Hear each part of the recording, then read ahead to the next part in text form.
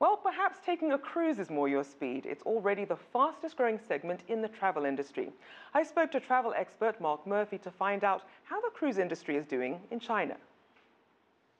Well, it's that huge population of Chinese that are traveling. I mean, you're talking about 100 million people are traveling now, and that's projected to go to 200 million in 5 years. So this is the fastest growing market out there. Cruise lines recognize that, and they're deploying ships and basing ships, and have been for several years now, over in China to capture this growing market.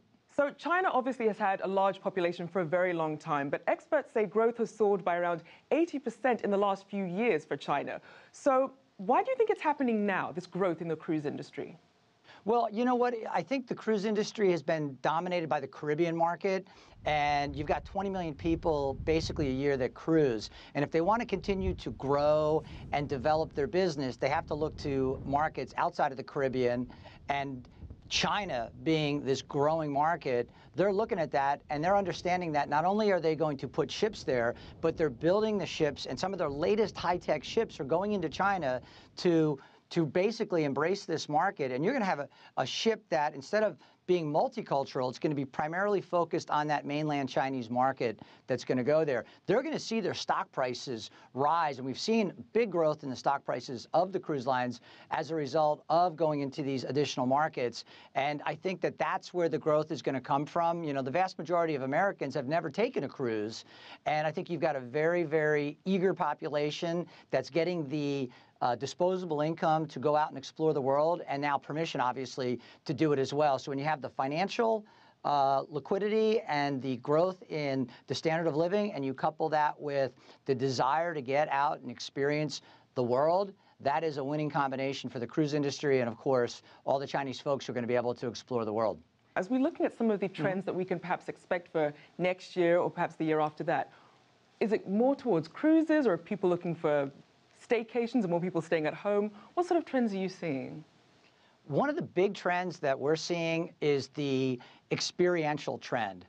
And that gets down to things where, instead of going out and buying that Louis Vuitton bag or that new car, what people are investing in are experiences.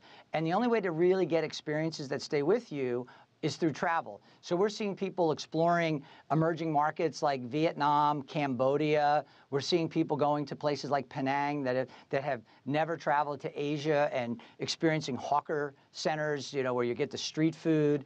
All of that gives you that local culture, that local experience. So more and more people are looking for authentic experiences. That is a huge trend. And also there's a big trend in adventure travel. So you don't have to go climb, Mount Everest, but you can go and do different levels of adventure. Soft adventure. You don't have to be 35 and totally fit, because they'll scale trips based on your abilities. And so that's what we're seeing a lot of people do. They're taking helicopter rides up to onto glaciers, landing on glaciers in Alaska. They're then getting off. They're doing dog mushing in Southeast Asia. They're going out and experiencing sea kayaking, let's say, off of Phuket. They're going into hangs, which are caves that you go through to get into the center of an island, and then it's just dead quiet and completely peaceful.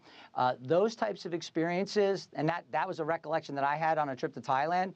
Incredible experiences. And I think that you're going to see more and more tour operators and travel suppliers to creating more and more of those authentic experiences.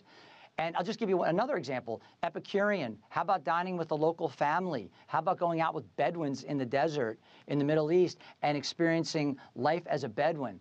That is what people are looking for. So it looks like people want more bang for their buck than just lying on the beach, I suppose.